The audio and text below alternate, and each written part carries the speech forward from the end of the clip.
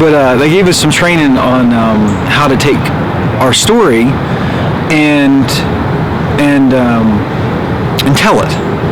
So that's what I tried to do. I tried to take kind of one of my experiences and turn it into a story. So if you'd like, I'll... okay. All right. While serving in the Navy, I was diagnosed with PTSD, bipolar, OCD, chemical dependence, and suicidal ideations. It's since been upgraded, to use that word, to schizoaffective disorder and suicide attempts.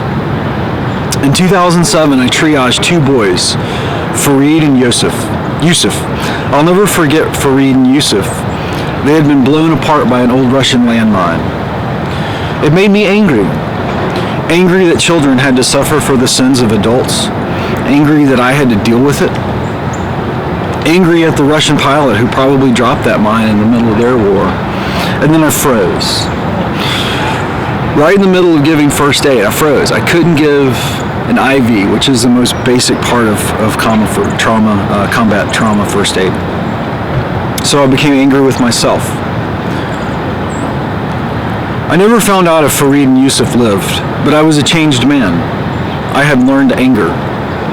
I began to have dreams of them in my dreams, but in my dreams it was their broken bodies. Let me start with that. I never found out if Fareed and Yusuf lived, but I was a changed man. I had learned anger. I began to have dreams of them, but in my dreams it was their broken bodies with the faces of my own children. It got much worse, which was reflected in the diagnosis. But once the PTSD label was slapped on, I felt something new. Weakness. I was now one of the weak ones because I wasn't strong enough to handle it. Because as we all know, it's only the weak ones that get PTSD.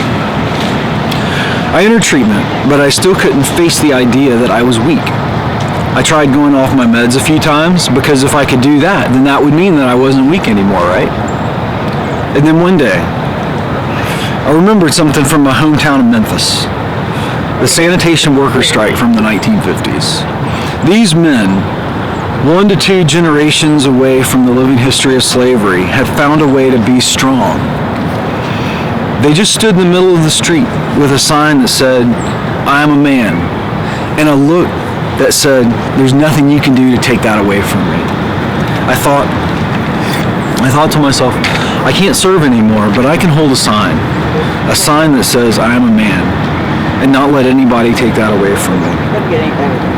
So golf has helped me write those words on my sign, as it were, a way to learn where I'm at and get a vision for where I can be.